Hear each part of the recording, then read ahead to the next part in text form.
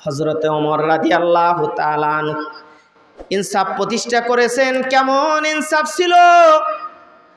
হযরতে ওমরের সময় আল্লাহর এক বান্দা নওজোয়ান মুসাফির, বহুদূর তার বাড়ি, বহুদূর থেকে তিনি ইচ্ছা করেছেন মদিনাতে একটা কাজের জন্য তিনি মদিনায় যাবেন। 300 মাইল দূরে থেকে আল্লাহর বান্দা সফরের সব কিছু সামানা গুছিয়ে আল্লাহর বান্দা মদিনার দিকে রওনা হয়েছেন। ওই সময় তো গাড়ি ছিল না, ট্রেন ছিল না, প্লেন ছিল না, সবচেয়ে মরুভূমির বড় জাহাজ ছিল উট। উটের উপরে আরোহণ করে এক প্রান্ত থেকে আর এক প্রান্তে যাইত, এক রাষ্ট্র থেকে আর এক রাষ্ট্র সফর করে উটের উপরে যাইতেন। এইরকম একটা অবস্থায় আল্লাহর বান্দা নওজোয়ান মুসাফির তিনি পাথেয় সংগ্রহ করে নিয়ে আল্লাহর বান্দা মদিনার দিকে রওনা দিয়েছেন। আল্লাহর বান্দা চলতেছেন রাস্তা দিয়া, চলতে চলতে এক সময় আল্লাহর বান্দা ক্লান্ত হয়ে পড়েছে। কারণ হলো মরুভূমির পিচ্ছিল পথ, পাথরি জমিন, প্রচণ্ড গরমের ভিতরে চলা যায় না। তারা চলতো রাত্রিবেলায় তারা চলতো। আর দিনের সূর্য যখন প্রচণ্ড রোদ উঠত, যে কোনো এক জায়গাতে আল্লাহর বান্দা বিশ্রাম করতেন। আবার পরন্ত বিকালে ঠান্ডা যখন হয়ে যেত, অবস্থা যখন গ্রীষ্মকালের, যখন প্রচণ্ড গরম কেটে যেত, মানুষ তখন আবার পথ চলতো, রাত্রিবেলা পথ চলতো, আর দিনের বেলা প্রচণ্ড রৌদ্রের ভিতরে আরাম করত। এই রকম করতে করতে আল্লাহর বান্দা প্রায় 150 কিলোমিটার আল্লাহর বান্দা পথ অতিক্রম করে দিনের বেলা যখন সূর্য উঠে গেছে, আল্লাহর বান্দা একটা খেজুরের বাগানের ভিতরে তার ওই উটের রশিটা বেঁধে খেজুর গাছের ছায়ার ভিতরে আল্লাহর বান্দা তার একটা ব্যাগ যে ছিল ওই ব্যাগটা মাথার নিচে দিয়ে শুয়ে পড়েছে, আর আল্লাহর বান্দা ঘুমিয়ে পড়েছেন। এমনই এক মুহূর্তে আল্লাহর বান্দা ক্লান্ত শরীর ঘুমিয়ে পড়েছেন, আর আল্লাহর বান্দার সেই উটটা ছুটে গিয়ে খেজুরের বাগানের ভিতরে চারা গাছ ছিল, সেই চারা গাছগুলো নষ্ট করা শুরু করেছে। চারা গাছের ভিতরে ওই উটটা গিয়ে চারা গাছের ভিতরে খোসে নষ্ট করতেছে। আমরা যেরকম ধান চারা দেই, সেই ধানের চারার ভিতরে যদি কোনো গরু গিয়ে খসে তাহলে কিন্তু নষ্ট হয়ে যায়। এই আল্লাহর বান্দার সেই উটটা চারা গাছের ভিতরে গিয়ে নষ্ট করতেছে। এমনই এক মুহূর্তে ওই বাগানের মালিক একজন বৃদ্ধ লোক ওই এলাকার হাঁটি হাঁটি পা পা করে ওই বাগানের ভিতরে প্রবেশ করে দেখে একটা উট চারা গাছের ভিতরে গিয়ে সেই চারা গাছগুলো নষ্ট করতেছে। তাই আল্লাহর বান্দা ওই বাগানের মালিক ওই উটটা তাড়ানোর জন্য ওখানে পাথর ছিল, সেই পাথর দিয়ে আল্লাহর বান্দা সেই উটটাকে সরানোর জন্য ঢেল ছুটতেছে। এমনই এক মুহূর্তে ঢেল দিতে দিতে একটা পাথর ওই উটের মাথায় গিয়ে লাগার কারণে ফিনকি দিয়ে রক্ত বের হতে শুরু করেছে, আর উটটা মাথায় লাগার কারণে ওখানেই পাক দিয়ে পড়ে গিয়ে আস্তে আস্তে ওই উটটা মরে গেল। এমন সময় ওই বাগানের মালিক কিংকর্তব্য বিমূঢ়, উট মরে গেল, পাশে একজন নওজোয়ান মুসাফির উটের মালিক ঘুম থেকে জেগে দেখে আমার উটটা আর বাধা নাই, চলে গেছে পাশেই একটা চারা গাছের ভিতরে গিয়ে ওই জায়গায় মরে পড়ে আছে। পাশে একজন বৃদ্ধ লোক দাঁড়ানো। আল্লাহর বান্দা নওজোয়ান মুসাফির বৃদ্ধ লোককে ডেকে বলতেছেন, ও বৃদ্ধ লোক, আমার এই উটটাকে মেরেছে। বলে, আমি মেরেছি। কেন মারলেন? মারার ইচ্ছা ছিল না, চারা গাছের ভিতরে গিয়ে খুঁজতেছে, তাই আমি তাকে তাড়ানোর জন্য এই পাথর দিয়ে ঢেল ছুঁড়েছি, মাথায় লেগে উটটা হঠাৎ করে মরে গেছে, আমার তো কোনো দোষ নাই। ওই নওজোয়ান মুসাফির তখন রাগ সহ্য করতে পারে নাই, বহুদূর তার বাড়ি, একটা উটই তার সম্বল। এই উটটাই বাহন, যাবে মদিনায়। বহুদূর রাস্তা, অর্ধেক রাস্তা অতিক্রম করেছে আল্লাহর বান্দা। আর এই জায়গায় এসে হঠাৎ আকস্মিক ঘটনা ঘটে গেল, তার বাহন একমাত্র সেই উটটা মারা গেল। রাগ সহ্য করতে না পেরে বুড়াকে এমনভাবে আঘাত করেছে, আঘাত করার কারণে সেই বুড়াও মারা গেছে। জোরে কন্যা নাউজুবিল্লাহ। অবস্থা বেগতিক। উটের মালিক গিয়ে সেই বুড়ারে রাগ সহ্য না করতে পেরে সেই বাগানের মালিককে আঘাত করছে, বাগানের মালিক মারা গেছে। এখন ওই যুবক নওজোয়ান মুসাফির সে কিংকর্তব্য বিমূঢ়, আমি কি করলাম, আমি তো আমার কাজটা ঠিক হলো না, আমি তো বাগানের মালিককে মেরে ফেললাম, এটা কেমন হলো। আল্লাহর বান্দা ওখানে দাঁড়ায় আছে, কি করি এখন। বিকালবেলা বৃদ্ধ লোকের দুইজন সন্তান পিতাকে খুঁজতে খুঁজতে বাগানের ভিতরে চলে আসলো। এসে দেখে বাবা ওই বাগানের ভিতরে লাশ হয়ে পড়ে আছে, পাশেই একটা উট মরে আছে। নওজোয়ান একজন মুসাফির সেই পাশেই দাঁড়ানো আছে। নওজোয়ান মুসাফির, আমাদের পিতাকে কে মেরেছে? আমি মেরেছি। কেন মারলা? মারার ইচ্ছা ছিল না, আমার উটকে তোমার বাপ মেরে ফেলেছে, রাগ সহ্য করতে না পেরে আমি আঘাত করেছি, মারার ইচ্ছা ছিল না, মারা গেছে। মেরেছো তুমি, এখনো দাঁড়িয়ে আছো কেন? তুমি দাঁড়িয়ে আছো। আল্লাহর বান্দা নওজোয়ান মুসাফির বলতেছে, ভাই গো চলো যাই মদিনায় খলিফাতুল মুসলিমিনের কাছে গিয়ে তোমরা তোমার বাপের হত্যার বিচারের দাবিদার হয়ে খলিফাতুল মুসলিমিনের কাছে বিচার প্রার্থী হও। ভাই রে, এই দুনিয়ায় বেঁচে থাকতে হত্যার গুনার পাপ মোচন করে দুনিয়ায় থেকে মরতে চাই, আখিরাতের ময়দানে আল্লাহর আদালতের কাঠগড়ায় খুনি আসামি হইয়া আমি দাঁড়াইতে চাই না। সুবহানাল্লাহ। নওজোয়ান মুসাফির, ওই বৃদ্ধ লোকের দুইজন সন্তান মদিনায় চলছেন, যাইতে যাইতে বহুদূর আল্লাহর বান্দা চলে গেলেন, নওজোয়ান মুসাফির গেলেন, আর সঙ্গে বৃদ্ধ লোকের দুইজন সন্তান হাঁটি হাঁটি পা পা করে মদিনায় পৌঁছে যায়। ঘটনাক্রমে দিনটা ছিল জুমার দিন। বলেন কিসের দিন? জুমার দিন। জুমার নামাজ মসজিদে নববীতে খলিফাতুল মুসলিমিন ইমামতি করে সবেমাত্র নামাজ শেষ করেছেন। ওই বৃদ্ধ লোকের দুইজন সন্তান পিতার হত্যার বিচার প্রার্থী হয়ে খলিফাতুল মুসলিমিনের কাছে বিচার চাইলেন। খলিফাতুল মুসলিমিন, আমাদের পিতাকে এই নওজোয়ান মুসাফির সে হত্যা করেছে। খলিফাতুল মুসলিমিন ডেকে বলে, ও নওজোয়ান মুসাফির রে, কেন তুমি তাকে হত্যা করলা? যদি কেন হত্যা করলা? বলে, আমি আর হত্যা করার ইচ্ছা ছিল না, আঘাত করেছি, মরে গেছে। তুমি কেন মারলা? যদি তোমার উট যেহেতু মারা গেছে, তাই উটির পরিবর্তে একটা উট দিয়ে দিলেই তো হয়ে যাইতো, কেন তুমি মারলা? তুমি তো অপরাধ করেছো। জানের বদলে জান, কানের বদলে কান, হাতের বদলে হাত, পায়ের বদলে পা।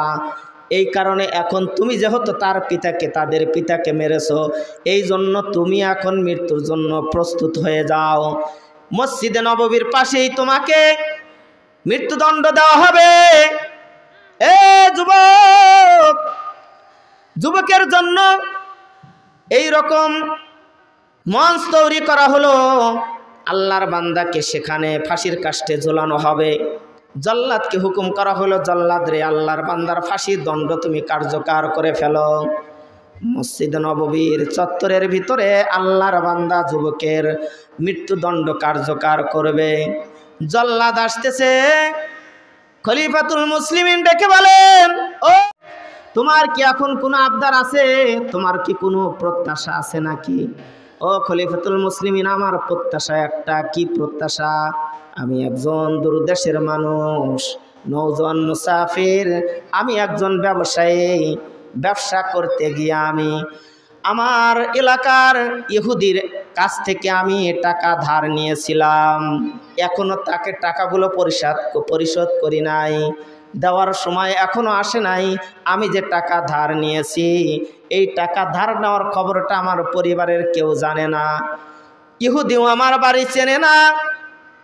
আমার বড় প্রত্যাশা, যদি আমাকে সুযোগ দেওয়া হইতো তাহলে আমি গিয়ে সেই টাকাটা পরিশোধ করতাম, তারপরে আমি মদিনায় আসতাম। কারণ হলো, আমি যদি টাকা পরিশোধ না করি, ওই ইহুদিরা সারা জীবন মানুষের কাছে বলে বেড়াইবে মুসলমানরা গাদ্দার, তারা মুনাফিক, তারা ওয়াদা দিয়ে ওয়াদা ঠিক রাখে না। খলিফাতুল মুসলিমিন, আমার মনের বড় দুঃখ এই একটা, জোরে বলেন সুবহানাল্লাহ। খলিফাতুল মুসলিমিন ডেকে বলে, ও নওজোয়ান মুসাফির রে, তোমাকে তো আমি একা ছেড়ে দিতে পারি না। কারণ হলো, যদি তোমাকে একা আমি ছেড়ে দেই তাহলে হয়তো তুমি পালিয়ে যাবে, তোমাকে আর পাবো না। তাহলে বিচার প্রার্থী যে বিচার প্রার্থী হয়েছে তারা বিচার পাবে না, আমি খলিফাতুল মুসলিমিন তাদের বিচার দিতে হবে। আর যে 2-4 জন মানুষ তোমার সঙ্গে আমি তোমার এলাকায় পাঠিয়ে দেব, তাও পারি না, কারণ তোমার বংশের মানুষ এই ঘটনা শুনে তাদেরকে হত্যা করতে পারে। 3য় নাম্বার, যদি তোমার সাথে বড় একটা দল যে আমি দিয়ে দেব, এখন মুসলমানদের শুধু বিজয় হচ্ছে, জায়গায় জায়গায় বিজয় হচ্ছে, মুসলমান সেনাবাহিনীরা, মুসলমান যোদ্ধারা এখন আমাদের এই রাষ্ট্রের বিভিন্ন জায়গায় জয় করার জন্য তারা বিক্ষিপ্ত আকারে বিভিন্ন জায়গায় যুদ্ধে লিপ্ত হয়ে গেছে। এত বড় একটা দল দেওয়ার মতো আমার ক্ষমতা নাই। সুতরাং তোমার যদি কোনো এই রকম মদিনায় হিতাকাঙ্ক্ষী কোনো ব্যক্তি থেকে থাকে, তাকে জিম্মাদার বানায়া হইলে তুমি যেতে পারো। আল্লাহর বান্দা নওজোয়ান মুসাফির আফসোস করে বলতেছে, আমার মদিনার ভিতরে কোনো ভাই নাই, যদি ভাই থাকতো আমার জিম্মাদারি হয়ে যাইতো। এই জন্য আল্লাহর বান্দাকে ফাঁসির কাষ্টে ঝুলানোর জন্য, মৃত্যুদণ্ড দেওয়ার জন্য জল্লাদ প্রস্তুত হয়ে গেছে, তাকে এখন হত্যা করে ফেলবে। এমন এক মুহূর্তে ওই মজলিসের ভিতর থেকে নবীর একজন জলিলুল কদর সাহাবী হযরতে আবু যর গিফারি রাদিয়াল্লাহু তাআলা আনহু, তিনি 2টা হাত খলিফাতুল মুসলিমিনের দিকে উঠে দিয়েছেন। খলিফাতুল মুসলিমিন, আমিরুল মুমিনিন, এই ব্যক্তি একজন নওজোয়ান মুসাফির, যদি তার কোনো একজন হিতাকাঙ্ক্ষী এখানে থাকতো, সে একজন মুসলমান, তাহলে তার জিম্মাদার হয়ে যাইতো। কিন্তু কেউ নাই, আমি আবু যর তার জন্য জিম্মাদার হয়ে গেলাম। কারণ মুসলমান, একজন মুসলমান আর একজন মুসলমানের ভাই। পয়গম্বরের নিজ কানে নিজ মুখে, আমি পয়গম্বরের মুখ থেকে আমি নিজ কানে শুনেছি, আল মুসলিম আখুল মুসলিম, মুসলমান মুসলমানের ভাই, রক্তের সম্পর্কের দরকার নাই, আমাদের ভিতরে কোরআনের সম্পর্কটাই যথেষ্ট।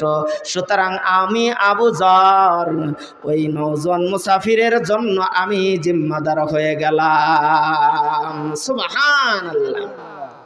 হযরতে আবু যর জিম্মাদার হয়ে গেল। ও নওজোয়ান মুসাফির, যাও, তোমার ঋণ তুমি পরিশোধ করে আসো। আল্লাহর বান্দাকে খলিফাতুল মুসলিমিন ওমর রাদিয়াল্লাহু তাআলা আনহু ছুটি দিলেন, যাও, আরবি মাসের প্রথম শুক্রবারে এসে তুমি এই মসজিদে নববীতে, তুমি নবীর মসজিদে তুমি জুমার নামাজ আদায় করবা, তারপরে তোমার বিচার করা হবে। ওই বৃদ্ধ লোকের 2 জন সন্তানকে ডেকে বলল, যাও, তোমরা যাও, তোমরাও চলে যাও, তোমাদের বিচার দেওয়া হবে সময় মতে, তোমরাও উপস্থিত হয়ে যাবে। দেখতে দেখতে আরবি মাসের প্রথম শুক্রবার চলে আসলো। আজানের সময় হয়ে গেল, নামাজের সময় হয়ে গেছে, এখনো পর্যন্ত নওজোয়ান মুসাফির মসজিদ নববীতে আসে নাই। আসে নাই। হযরতে ওমর তিনি লোক মারফত হযরতে আবু যর গেফারির কাছে তিনি খবর পাঠিয়ে দিলেন, ও আবু যর গেফারি রে, জীবনের শেষ নামাজ পড়ার জন্য আপনি মসজিদে নববীতে চলে আসেন। হয়তো আজকে আপনার জীবনের শেষ মসজিদে নববীতে নামাজ হবে, আপনি চলে আসেন। আবু যর তিনি গোসল করে তিনি এই রকম সুন্দর পোশাক পরে মসজিদে নববীর দিকে আল্লাহর বান্দা চলে আসলেন। ওদিকে আল্লাহর বান্দা নওজোয়ান মুসাফির বাড়িতে চলে গেছেন, গিয়ে ঋণটা পরিশোধ করিয়া সুন্দর নতুন কাপড় পরিধান করিয়া আতর গোলাপ সুরমা মাখায়া মায়ের কাছে গিয়ে ডেকে বলতেছে, মা, ও মা, জীবনে কতবার তোমার কাছ থেকে বিদায় নিয়েছি মা, কতবার বিদায় নিয়েছি, আবার তোমার কাছে আবার ফেরত এসেছি মা। মা গো মা, আজকে এমন একটা বিদায় নিবার চাই যেই বিদায়ের পরে আমি আর কোনদিন ফেরত আসবো না মা। মা গো, তোমার হাতটা আমার মাথার উপরে দিয়ে দাও, দোয়া করে দাও মা, আমার জন্য তুমি দোয়া করো, দুধের দাবি ভিক্ষা দাও। মা গো, আমাকে ভালো করে দোয়া করে দাও, শেষ লোকমা খাবারটা তুমি আমাকে খাওয়ায়া দাও মা। এই বলে বলে মায়ের কাছে আল্লাহর বান্দা দোয়া নিয়া পিতার কাছে গিয়ে ডেকে বলে, পিতা গো, আমার জন্য আপনি দোয়া করেন। যেই পিতা আপনি আমাকে বুকের ভিতরে নিয়ে কতদিন আপনি আমাকে শুয়েছিলেন, আমাকে বুকে জড়ায়া ধরেছেন, ও আমার পিতা গো, আজকে আপনি আমাকে বিদায় দিয়ে দেন, আজকে আপনি আমাকে বিদায় দিয়ে দেন, জীবনের শেষ বিদায়, আমি আর কোনদিন ফিরে আসব না। আল্লাহর বান্দা সুন্দর একটা ঘোড়া সাজাইয়া, শক্তিশালী একটা ঘোড়া সাজাইয়া মদিনার দিকে ছুটছেন। এখনো পর্যন্ত মসজিদে নববীতে আল্লাহর বান্দা আসতে পারেন নাই। মসজিদে নববীতে জুমার আজান হয়ে গেল, জুমার আজানের পরে নামাজ শেষ হয়ে গেল। হযরতে ওমর খলিফাতুল মুসলিমিন নামাজ পড়াইলেন। আসসালামু আলাইকুম ওয়া রাহমাতুল্লাহ, আসসালামু আলাইকুম ওয়া রাহমাতুল্লাহ। সব মানুষ মসজিদে নববীর চত্বরে ভরপুর হয়ে গেল। এখন খলিফাতুল মুসলিমিন ঘোষণা করেছেন, এখন সেই 9 জন মুসাফিরের ওই বৃদ্ধ লোকের 2 জন সন্তান এসে খলিফাতুল মুসলিমিনের কাছে বিচার প্রার্থী হইলেন, আমাদের পিতার হত্যার বিচার প্রার্থী হইলাম, আমাদের পিতার হত্যার বিচার আপনি করবেন। এখনো 9 জন মুসাফির আসে নাই।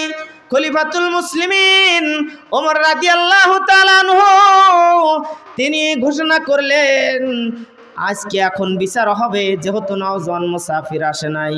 ও জাল্লাদ রে, ওই হযরতে আবু যর গেফারি রে, তুমি ফাঁসির দণ্ডে দণ্ডিত করে দাও, প্রাণদণ্ড দিয়ে দাও। এই কথা বলার সঙ্গে সঙ্গে মদিনায় সম্পূর্ণ এলাকায় খবর হয়ে গেছে। মদিনার বুকে কান্নার রোল পড়ে যায়। হযরত ওমরের চোখ দিয়ে পানি দরদর করে পড়তেছে, সাহাবায়ে কেরাম কান্দে। আজকে এমন একজন মানুষকে ফাঁসি দেওয়া হবে যেই আবু যর সাধারণ কোনো সাহাবী নয়, বড় দামি সাহাবী। আবু যর গেফারি খাদেমে খৈরুল বাশার, খিদমত মে জিন্দগি ভর না বানায়া আপনা ঘর। আল্লাহর নবীর খিদমত করতে করতে আবু যর একটা ঘর পর্যন্ত তিনি বানানোর সুযোগ পান নাই। সেই আবু যরকে আজকে ফাঁসি দেওয়া হবে, তাকে প্রাণদণ্ড দিতে হবে। হযরতে জিবরাইল নবী বসে আছেন। জিবরাইল ডেকে বলে, ও নবী গো, ওই যে আপনার সাহাবী আবু যর চাদর মাথায় দিয়ে তিনি এখান দিয়ে হেঁটে যাচ্ছে। আল্লাহর নবী ডেকে বলে, আবু যর রে, জিবরাইল রে, তুমি আবু যর রে চেনো? হযরতে জিবরাইল ডেকে বলে, পয়গম্বর গো, আমি জিবরাইল শুধু আবু যরকে চিনি তা নয়, আসমানের কোটি কোটি ফেরেশতারা আবু যর রে চেনে। আল্লাহু আকবার। কোটি কোটি ফেরেশতারা আবু যর রে চেনে। ও নবী গো, 2টা কারণে লিসিগারিহি আলা নাফসি, হযরতে আবু যর নিজেকে এত ছোট মনে করেন যে আমার চাইতে বড় গুনাহগার পৃথিবীতে আর কেউ নাই। জাহান্নামে দেওয়ার যদি কোনো একজন ব্যক্তিকে আল্লাহ জাহান্নামে দেয়, সব মানুষকে যদি জান্নাতে দেয়, হয়তো আমি আবু যর সেই মানুষটা হয়ে যায় নাকি। দ্বিতীয় নম্বর, হযরতে আবু যর তিনি এত বেশি সূরা ইখলাস তিলাওয়াত করেন, এত বেশি তিনি সূরা ইখলাস পাঠ করেন। হযরতে আবু যরের আমলনামায় একবার সূরা ইখলাস পাঠ করলে, 3 বার সূরা ইখলাস পাঠ করলে 1 খতম কোরআন পড়ার সওয়াব পাওয়া যায়। এই রকম সওয়াব আবু যরের আমলনামায় অনেক গুণে বেড়ে গেছে। জোরে কোন সুবহানাল্লাহ। ও পয়গম্বর গো, এই জন্য আবু যরকে চেনে, সেই আবু যরের ফাঁসি দেওয়া হচ্ছে, মৃত্যুদণ্ড দেওয়া হচ্ছে। জল্লাদ হযরতে আবু যররে হত্যা করার জন্য একটু আগায়, 2 পাও আগায় তো 3 পাও পিছায়। জল্লাদ কোনোদিন চোখ দিয়ে পানি বের হয় নাই তার, কিন্তু আজকে আবু যরকে যখন হত্যার জন্য আগাইতেছে, চোখ দিয়া পানি দর দর করে পড়তেছে। আরে আজকে এমন একজন নিষ্পাপ মানুষকে হত্যা করতে যাচ্ছি, যেই মানুষের কোনো দোষ নাই, সমস্ত মানুষের চোখে পানি এসে গেছে। এমন সময় বহুদূর মরুর প্রান্তে দেখা যায় মদিনার বালি ঝড় উড়িয়ে একজন নওজোয়ান মুসাফির ঘোড়ার উপরে আরোহণ করে এক আল্লাহর বান্দা দৌড়াচ্ছে মদিনায় মসজিদ নববীর দিকে।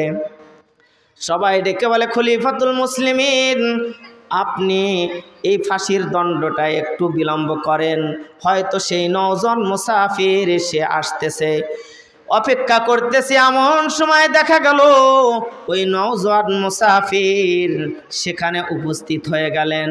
ঘোড়ায় থেকে লাফ দিয়ে নামলেন, নেমে ডেকে বলতেছেন, খলিফাতুল মুসলিমিন, আমি সময় মতে আসতে পারি নাই, বেয়াদবি মাফ করবেন।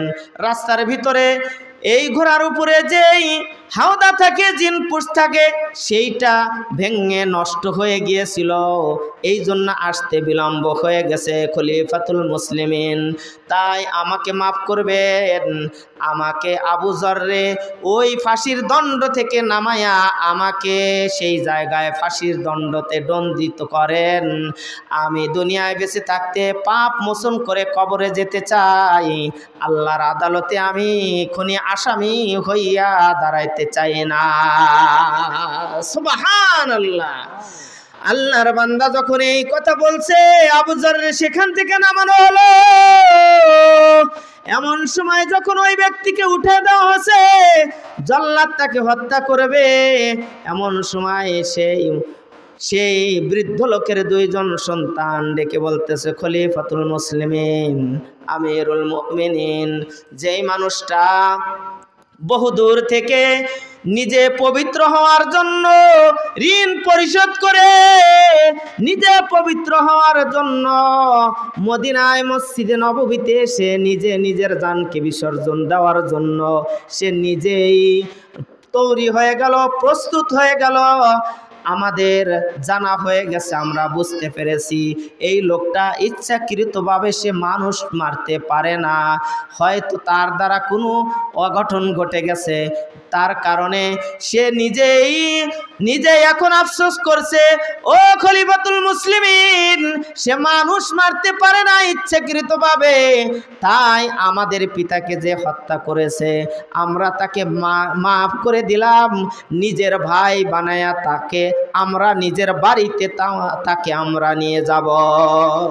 সুবহানাল্লাহ। এই জন্য পয়গম্বর বলেছেন, আল মুসলিম আকুল মুসলিম, মুসলমান ভাই, মুসলমানের ভাই। একজন আর একজনের সাথে যদি রক্তের সম্পর্ক নাও থাকে, কোরআনের সম্পর্কটাই হলো সবচেয়ে বড় যথেষ্ট।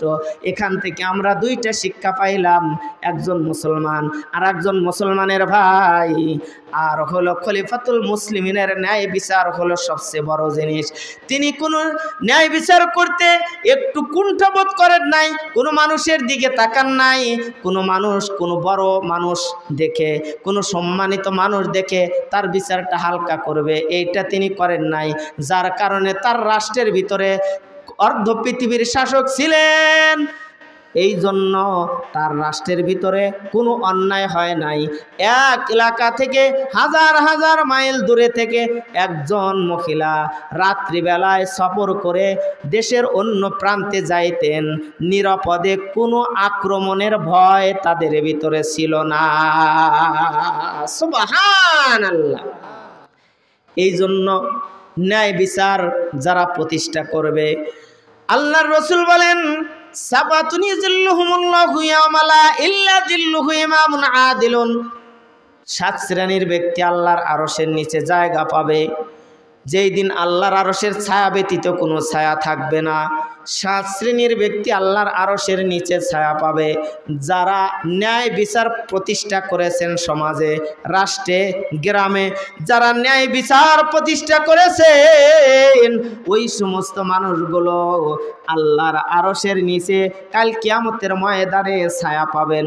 বিপদের দিনে যেদিন আল্লাহর আরশের ছায়া ব্যতীত কোনো ছায়া থাকবে না, ওই দিন আল্লাহর আরশেরই ছায়া থাকবে, ওই দিন আর কোনো ছায়া থাকবে না। সেই ছায়ার ভিতরে ন্যায়পরায়ণ বাদশাহ যারা ন্যায় বিচার প্রতিষ্ঠা করেছে, ঘুষ খায় নাই, ঘুষ খেয়ে যারা অন্যায়কে প্রশ্রয় দিয়ে মানুষের উপর অত্যাচার করে নাই, জুলুম করে নাই, ন্যায় বিচার করেছে, এই সমস্ত মানুষগুলো আল্লাহর আরশের নিচে তারা ছায়া পাবে। জোরে কোন সুবহানাল্লাহ। এই জন্য যারা ন্যায় বিচার প্রতিষ্ঠা করেন তাদের দাম বড়, আল্লাহর কাছে বড় দামি। তারা বড় দামি, তারা অনেক সওয়াবের কাজ করেন সমাজে। এই জন্য যারা বিচারক আছে, দেশে যারা বিচারক আছে, তাদের একটু বোঝা দরকার যে আমি যে অন্যায়ের প্রশ্রয় নিচ্ছি, এর কারণে আল্লাহ তাআলার দরবারে আমাকে জবাবদিহি করতে হবে। জোরে বলেন ঠিক না বা ঠিক? আর যদি আমি ন্যায় বিচার প্রতিষ্ঠা করি তাহলে দুনিয়াতে আমি সম্মান পাবো, আখিরাতে আল্লাহ তাআলা আমাকে সেই আরশের নিচে ছায়া দান করবেন। সুবহানাল্লাহ। এই জন্য আল্লাহ তাআলার রাসূল বলেন আলা কুল্লুকুম রাইন ওয়া কুল্লুকুম মাসউলুন আন রাইয়াতিহি। প্রত্যেককেই তোমরা জিম্মাদার, প্রত্যেককেই তোমরা দায়িত্বশীল।